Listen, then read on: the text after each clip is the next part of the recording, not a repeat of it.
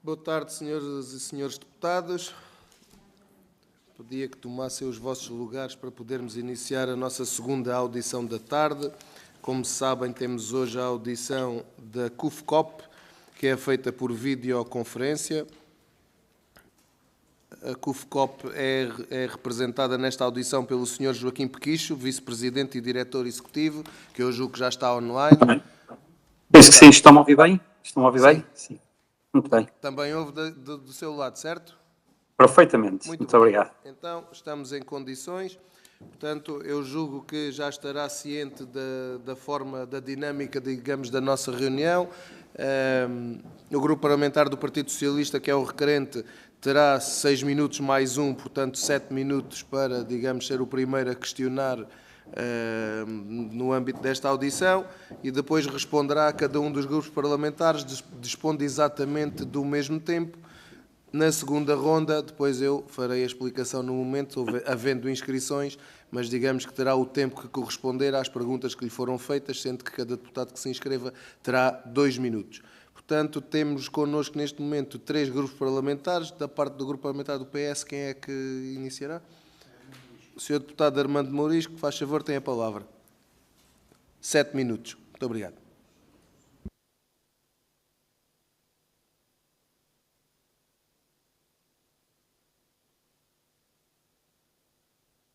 Muito obrigado, Sr. Presidente. Naturalmente, voltar a saudar as senhoras e os senhores deputados e saudar o Vice-Presidente da CUP, Dr. Joaquim Pequicho, a quem agradeço em nome do Partido Socialista a presença para nos ajudar a perceber esta dinâmica daquilo que é a problemática na área social do nosso país e, neste caso concreto, considerando que tivemos um PRR que supostamente nos viria ajudar a resolver muitas dessas situações, que está agora numa fase de revisão, que foi, aliás, já aprovada e, portanto, e que nesta matéria de resposta social e também na resposta na saúde, acabou por deixar de parte muitos investimentos que eram essenciais para o bem-estar da população mais necessitada, mais vulnerável, mais idosa.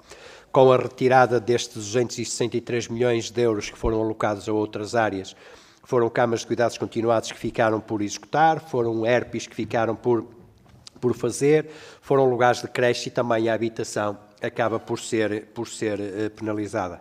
Se olharmos aquilo que são os números apresentados nesta revisão, nós teremos a nível das respostas sociais menos 14.142 vagas em equipamentos sociais, menos 1.935 viaturas para instituições particulares da Solidariedade Social, menos 200 lugares na Bolsa Nacional de Alojamento Urgente e Temporário, menos 400 de alojamento temporários por razões humanitárias e na área da saúde, além de menos 18 centros de saúde que deixam de ser construídos, temos 3.500 vagas de cuidados continuados que também não foram realizadas. Sabemos que somos um país em investimento, também sabemos que o Portugal 2030 nada prevê para investimento nestas áreas e aquilo que está aqui em causa é a própria Estratégia Nacional de Combate à Pobreza e Exclusão Social, que fica comprometida, e é o número de cidadãos sem assistência que é enorme e com tendência a aumentar.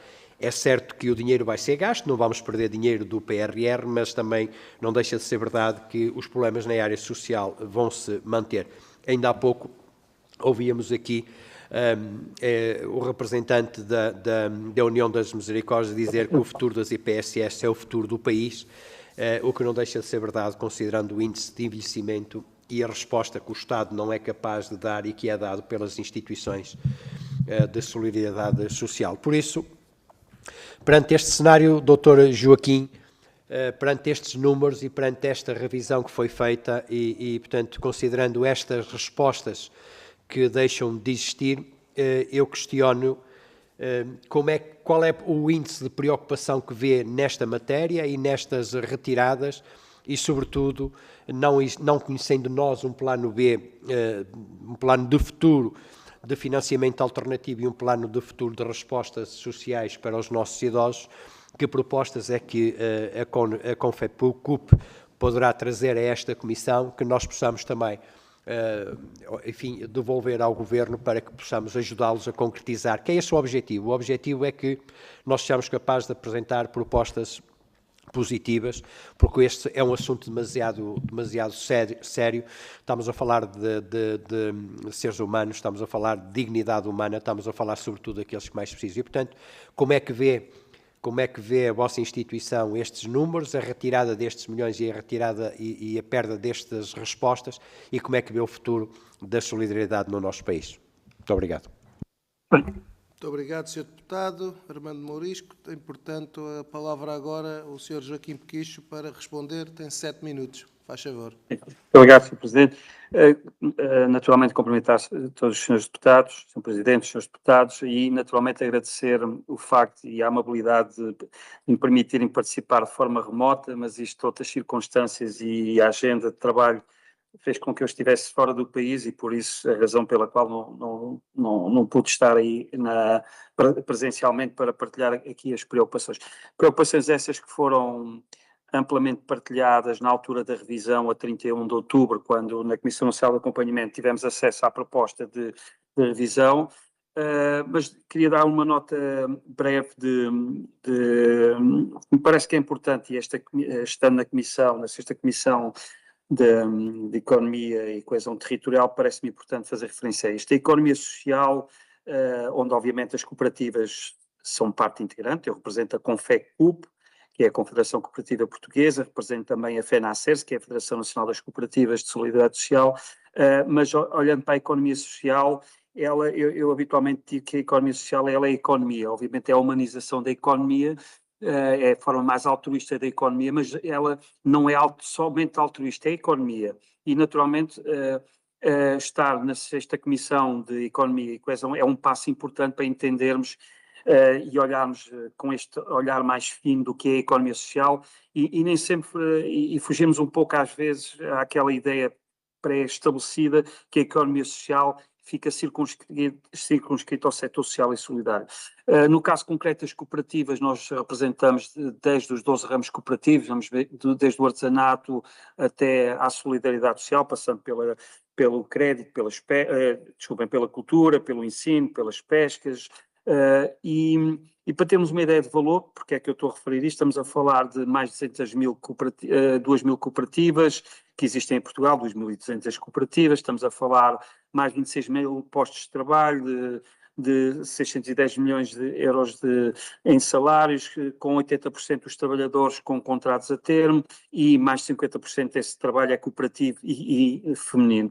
O que significa que isto é uma expressão da economia e que é preciso olhar nesse sentido. Estamos a falar de uma realidade que contribui, a economia social no seu todo contribui para mais 3,2% do VAB e 5,9% do emprego remunerado. Pronto, são números, mas são números que expressam a importância de podermos participar nesta comissão, trazendo as preocupações, e o Sr. Deputado, em representação do Grupo Parlamentar do Partido Socialista, já abordou, acima de tudo, relativamente àquilo que foram a reprogramação e a redução e os impactos que isto tem, não só na economia, por isso é que eu digo que a economia social é a economia e isto vai ter um impacto natural na economia.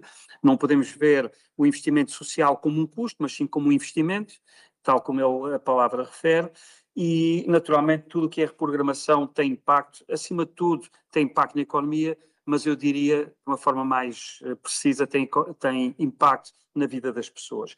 Reparem, foram apresentados aqui alguns dados que eu também tinha, os 264 milhões de correção que houve relativamente nesta reprogramação, na componente social.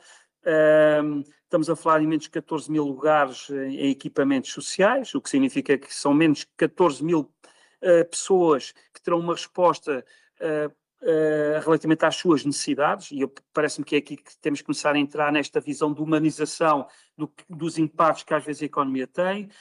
Estamos a falar obviamente, de um impacto nas pessoas, mas que não é um impacto que fica circunscrito à responsabilidade do setor social, das organizações da economia social e do setor social em particular, que obviamente têm uma realidade muito particular, financiamento frágil, às vezes não previsível, que têm obviamente complexidades administrativas e regras que nos são impostas, mas acima de tudo o que eu queria dizer é que não podemos olhar para os impactos desta programação na ideia de que são uma responsabilidade só das organizações. Estamos a falar de uma redução, para termos ideia da ordem de grandeza, estamos a falar de uma redução no espaço público em termos de acessibilidades em mais de 125 mil metros quadrados fica por cumprir do ponto de vista da acessibilidade. Estamos a falar de uma redução da meta que eram 200 mil metros quadrados de intervenção e esta é a responsabilidade inteira do Estado para 75 mil metros quadrados. Estamos a falar de uma redução de 1.500 instalações públicas, serviços públicos que tinham que ser intervencionados para garantir a acessibilidade das pessoas com deficiência intelectual e multideficiência, de 1.500 para 750 instalações públicas. Estamos a falar de uma redução superior a 50%. E eu podia dar aqui mais alguns dados, estamos a falar de 500 habitações de pessoas que precisavam de uma intervenção do ponto de vista da sua acessibilidade que fica por cumprir, e é importante olharmos para estes números, acima de tudo, para trazermos a um debate público a necessidade de olharmos para este investimento social de uma forma, eu diria distinta daquilo que olhamos para outras reprogramações que tenham que vir a ser feitas. O horizonte 31 de agosto de 2026, relativamente àquilo que é o PRR, é um horizonte que obviamente nos preocupa. Sabemos que estamos sob uma grande pressão, o prazo assim os dita, as regras e os compromissos do Estado assim ditam, mas parece-me que devemos olhar para o PRR, tentando, no que toca a este investimento social, dando-lhe um enquadramento específico, dando-lhe um enquadramento que seja minimizador dos impactos que possivelmente não, que com toda a certeza vão surgir na vida das pessoas e naturalmente as organizações, e a Confecup tem essa responsabilidade de sinalizar os aspectos que entendemos que do ponto de vista da reprogramação nos deixou profundamente preocupados. Não sei se respondi, mas tentei fazê-lo, sim. Muito obrigado. Passamos agora para o grupo parlamentar do Chega. Sr. Deputado Pedro Tavares, tem a palavra, faz favor. Tem obrigado. 6 minutos. Obrigado, Sr. Presidente. 6 minutos? 6. Ok, obrigado, Sr. Presidente. Senhoras e senhores deputados, Sr. Dr. Joaquim Pequicho, agradeço antes de mais a sua presença, mesmo que por via de videoconferência. É sempre importante o seu contributo que aqui vai trazer, e eu tenho aqui algumas questões para lhe colocar, que vou tentar ser conciso, porque são várias. Começo por dizer que a reprogramação do PRR foi apresentada pelo Governo como um simples reajustamento técnico, mas quando analisamos os dados, percebemos que não estamos perante um ajuste isento de parcialidade, estamos perante uma escolha política consciente, feita à custa do setor social e, em particular, do setor cooperativo. O PRR foi anunciado como um plano de transformação estrutural e de coesão social, mas hoje, depois da reprogramação, aquilo que vemos é um plano encurtado na ambição social e concentrado no que é mais fácil de executar, não no que é mais necessário ao país, nomeadamente no setor social dos mais desfavorecidos. Parece que, ao nível social, e tenho ouvido aqui hoje, por parte do PS e do PSD, uma certa luta para sacudir do capote a atribuição de responsabilidades às duas tabelas, mas o que é certo é que nos últimos anos, nos últimos governos divididos entre o PS e o PSD, preocupam-se muito em dar mais atenção a pessoas de idade média com capacidade de trabalho do que propriamente às pessoas mais carenciadas, nomeadamente crianças e idosos. E em população em geral, no que diz respeito aos necessários equipamentos sociais em falta. O corte no investimento cooperativo é um corte estrutural, como já foi referido aqui. Os números são claros e não admitem relativizações e cito novamente, na componente 3, como aqui foi falado, perde-se 264 milhões, mais de 264 milhões. Os lugares previstos em equipamentos sociais baixam 34%, passando dos 42 mil, sensivelmente, para 28 mil, e a intervenção em espaços públicos cai dos 200 mil metros quadrados para 75 mil, portanto, uma redução de 62%. Falamos aqui, de facto, de números bastante significativos neste corte e nesta redução, e as próprias melhorias de acessibilidade em serviços públicos reduzem para metade, das 1.500 para 750. Portanto, isto no fundo para dizer que isto não são ajustes técnicos, é um recuo de facto político deliberado na dimensão social do PRR com impacto direto nas cooperativas que operam no terreno. No âmbito destes dados apresentados e que já conhecia, pergunto-lhe se puder informar esta Comissão quantos projetos cooperativos ficaram completamente inviabilizados ou profundamente reduzidos com esta reprogramação e que leitura faz a Confecop de um governo que retira investimento precisamente onde as necessidades sociais são maiores. Em relação à cooperação das entidades que trabalham no terreno, diretamente na ação social, falar também sobre a exclusão do setor cooperativo no processo de decisão. Há um ponto que é impossível de ignorar. Portanto, a Confecop e a Comissão Permanente do Setor Social e Solidário não foram ouvidas durante este processo. Estamos a falar de um setor que o Governo diz considerar parceiro estratégico, mas que foi afastado quando chegou o momento de decidir os cortes. Pergunto-lhe, de forma clara, se considera aceitável que uma reprogramação com este impacto tenha sido feita sem ouvir o setor cooperativo e que legitimidade tem um processo que exclui quem executa, quem conhece o território e quem responde às populações. Depois também se tem falado muito e tentado usar o compromisso de cooperação 2025-2026 como argumento de compensação, mas é importante dizer que as comparticipações servem para manter portas abertas e não para criar capacidades novas. O setor cooperativo já se percebeu que precisa de investimento em equipamentos, inovação social e sustentabilidade, acima de tudo, a médio prazo, pelo menos a médio prazo. Deixo-lhe aqui mais uma questão que gostaria de ver respondida, apenas com um sim ou não. O reforço das comparticipações compensa a perda de investimento estrutural sofrida pelo setor cooperativo no PRR? Sim ou não? Basta isso. Acha também que estamos apenas a empurrar os problemas para depois de 2026 por falta de capacidade de execução? Começa também a ficar patente que a execução sacrificou a coesão e o Governo justificou os cortes com dificuldades técnicas, falta de procura e necessidade... Peço desculpa.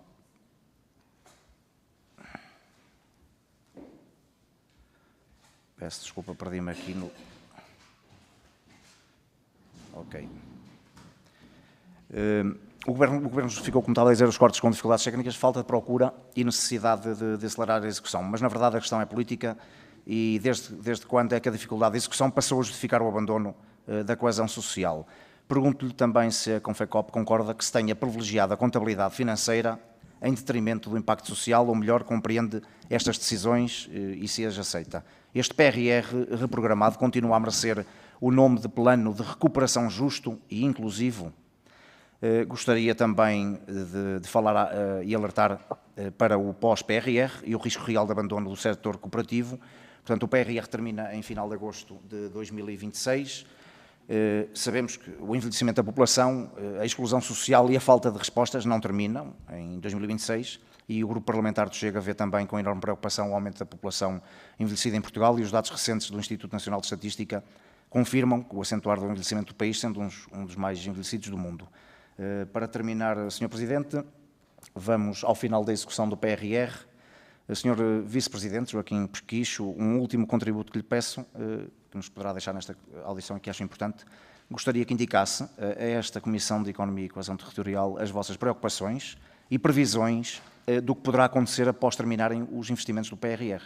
Se existe alguma garantia clara de continuidade do investimento no setor cooperativo após o fim do PRR, ou o setor cooperativo está a ser chamado a executar agora o que sobra para executar para depois ser deixado para trás. Sei que são várias questões e termino com a última. Certo. Se há garantias concretas de continuidade do apoio ao setor cooperativo no pós-PRR. Muito obrigado, Sr. Presidente. Muito obrigado, Sr. Deputado. Sim. O Sr. Joaquim Sim. Pequicho tem Obrigado. 6 minutos para responder. Tem a palavra. Faz favor. Penso que não é necessário tanto. Foram muitas perguntas, mas também algumas, penso que da forma como eu vou responder fica de uma forma, poderei sintetizar.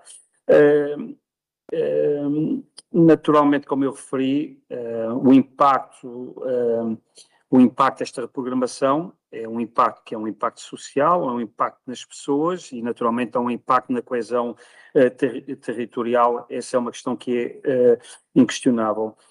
No que se refere à substituição do PRR, dos investimentos do PRR, por uma maior componente de participação por parte do compromisso de cooperação e aquilo que são os acordos de cooperação, temos que, e eu penso que o meu colega das Misericórdias também referiu isso, temos que saber separar o que é o investimento daquilo que é uma garantia que o Estado dá aos cidadãos. O que é que isso significa? Os acordos de cooperação e as comparticipações do Estado não são um financiamento às organizações, são sim o cumprimento de uma obrigação que têm para com as pessoas, que são elegíveis, e em função disso delega essa responsabilidade de cumprir as suas obrigações constitucionais, delega nas organizações e apurando os custos médios daquilo que é a resposta, depois é calculada uma comparticipação.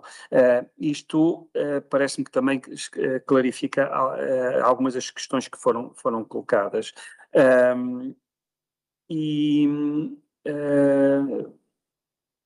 Eu penso que estas duas respondem às questões que foram. Obrigado. Muito obrigado. Isto é o que se chama poder de síntese para responder a tantas questões num minuto e 30. Muito obrigado. Terá agora a palavra o Grupo Parlamentar do PSD. A senhora deputada Helga Correia, faz favor, tem 7 minutos. Tem a palavra. Muito obrigada, Sr. Presidente em exercício. Cumprimentar as senhoras e senhores deputados. Um cumprimento especial ao Dr. Joaquim Pequicho, que está aqui como vice-presidente e diretor executivo da Confecup, mas também a representar a FENACERCI. Agradecer desde já aquilo que foi os esclarecimentos que nos deu durante o decurso desta audição. E importa dizer, Sr. Doutor, esta audição, como referiu, ou melhor, algumas respostas que foram dadas, nomeadamente pela União das Misericórdias, referir que esta audição é o culminar de um conjunto de audições com o setor social. E, sendo o culminar dessas audições, é importante nós reafirmarmos aqui algumas coisas do que foi dito ao longo destas 4 audições. E a audição desta tarde foi muito clara e permite-nos concluir nesta fase final que temos hoje um PRR mais orientado para a execução de resultados concretos. Foram concluídos mais projetos, foram equipadas mais instituições através do aviso que disponibilizou 38 milhões de euros em apoios ao PRR para equipamentos sociais com financiamento a 100% destinado à aquisição de equipamentos móveis para respostas sociais já contratualizadas.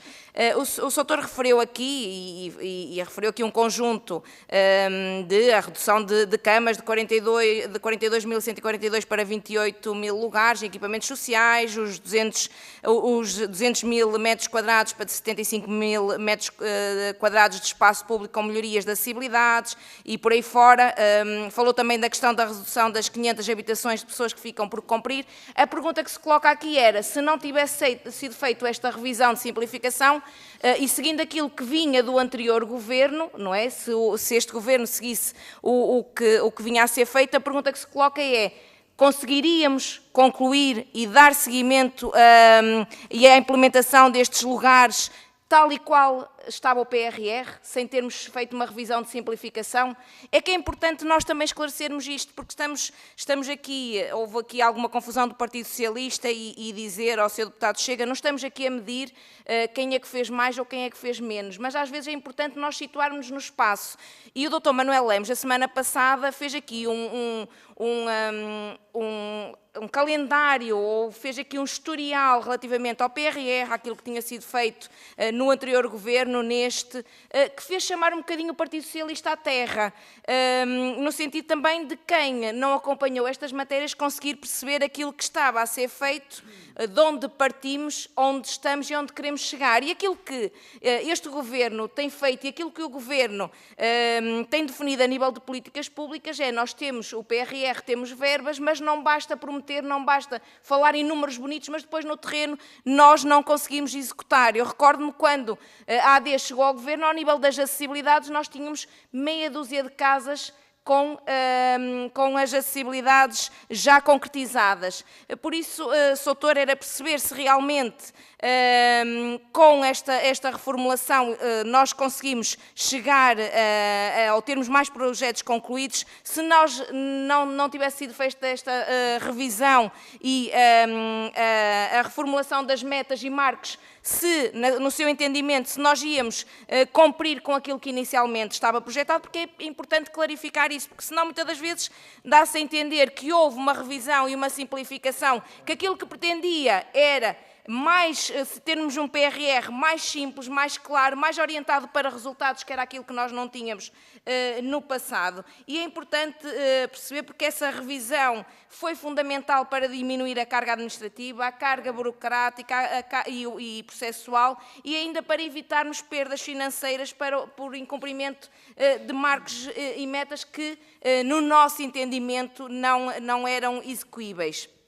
Naturalmente que esta decisão política evitou, porque nós estávamos na iminência de perder verbas, e nós, grupo parlamentar do PSD, entendemos que este reajustamento permite-nos assim cumprir e termos as instituições com os projetos realmente concretizados no terreno, e isso ficou bem vincado esta tarde na audição anterior, e também gostaríamos de ouvir o Sr. Doutor, até porque conhece uma área também muito importante naquilo que é o apoio às pessoas mais vulneráveis, no caso da FERNACERS, e às pessoas com incapacidade que, e não sendo matéria desta audição, mas como foi chamada também pelo Partido Socialista, questiona também sempre as entidades que aqui vêm, até relativamente ao resultado da reunião que decorreu ontem com o Ministro da Economia, questiona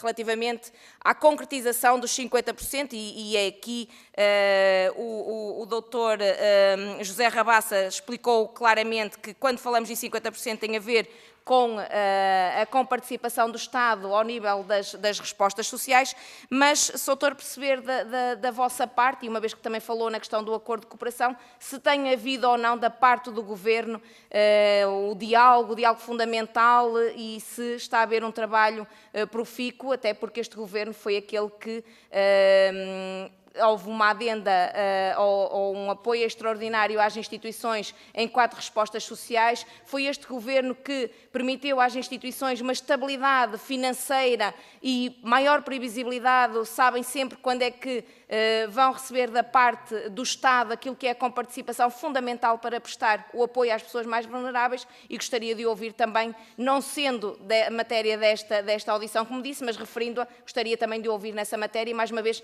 muito obrigada pelos contributos que possa ainda dar durante esta tarde. Obrigada. Muito obrigado, Sra. Deputada. Tem a palavra o Dr. Joaquim Pequicho para responder. Tem 7 minutos, faz favor. Exatamente, pronto. Eu tenho tanta coisa para dizer, isto não é fácil. Se estivesse presente, eu penso que conseguiria reagir e responder, se calhar, de forma mais objetiva, porque as questões são muitas, são complexas e fica sempre muito por dizer. Há pouco, quando terminei a minha intervenção, eu falava quais eram as garantias que o setor cooperativo tinha no futuro. As garantias é que as necessidades são cada vez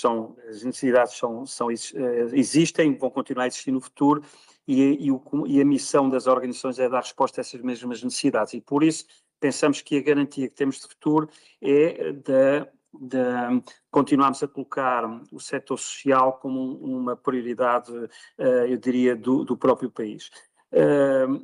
A questão que me é colocada aqui, naturalmente, sobre a cooperação, nós sabemos que a cooperação tem um reforço financeiro, que teve um reforço financeiro em 2025 que atingiu os 2,4 mil milhões de euros com participações, e prevemos que isso possa aumentar já no futuro próximo. Para 2026 já há uma previsão de um aumento significativo. E, naturalmente, aquilo que entendemos é que, nesta relação de diálogo com o Governo, e em concreto com a Sra. Ministra e com a Sra. Secretária de Estado, possamos acomodar aquilo que são, naturalmente, as necessidades que o setor vai tendo, e que realmente não é o setor, são as pessoas, E perante um contexto de aumento de custos, aumento da inflação, de impactos nos custos dos recursos humanos, naturalmente há uma previsão que, e temos que nos habituar a isto, o investimento social tende a crescer. E acima de tudo, tende a crescer porque aquilo que parece que é esta relação de cooperação público-social é uma relação que tenta melhorar a vida das pessoas, mas acima de tudo é preciso termos consciência que as organizações intervêm num contexto complexo, onde há constrangimentos administrativos, onde há atrasos nos licenciamentos, onde há exigências acumuladas que não são compatíveis com os prazos que estão estabelecidos no âmbito do PRR, e deixa-nos aqui um pouco, o PRR tem esta matriz de metas, tem uma métrica muito, muito particular, tem taxas de execução, mas o investimento social, o impacto que ele possa ter nas pessoas, vai muito para além desta tecnocracia que está a ser imposta. Repare, nós chegamos a 31 de agosto e encerramos os dossiês, os que for possível encerrar, mas a vida das pessoas continua, as necessidades e a necessidade de responder às suas necessidades e às suas expectativas ultrapassa o 31 de agosto. E isso é uma matéria que me parece que era importante trazermos aqui esta comissão, olhar para o investimento social que o PRR alavancou, mas que seja um investimento que ultrapassa, do ponto de vista temporal, este horizonte de 31 de agosto. Se formos por questões técnicas objetivas, parece-me que 31 de agosto tem uma parte dos investimentos que vai ficar com uma taxa de execução que não chegará aos 100%, e isso é matéria que deve preocupar a Comissão, e devemos pensar relativamente à componente do setor social, a possibilidade de alargarmos o horizonte. Como eu disse, estamos a falar de pessoas, estamos a falar de investimentos que impactam na vida das pessoas e que naturalmente precisam de um olhar mais dilatados e não tão exigente, porque estes prazos, esta pressão dos prazos, associada àquilo que eu referi há pouco, de constrangimentos de ordem administrativa, constrangimentos que são também do ponto de vista burocrático, parece-me que poderão trazer uma certa conflitualidade, que eu acho que é conflitualidade no sentido da argumentação de quem tem razão, mas parece-me que a pressão que está sobre hoje este setor social precisa de um olhar distinto, um olhar e uma dilatação dos tempos. Obrigado. Muito obrigado, Dr. Joaquim Pequicho. Eu não registro inscrições para uma segunda ronda, portanto, creio que a nossa audição ficará por aqui. Agradeço-lhe a sua disponibilidade para estar connosco, ainda que ausente do país, fez o esforço para estar, digamos, em videoconferência na nossa companhia, e agradeço-lhe por isso e também pelo aporte que deu aos nossos trabalhos. Muito obrigado. Obrigado.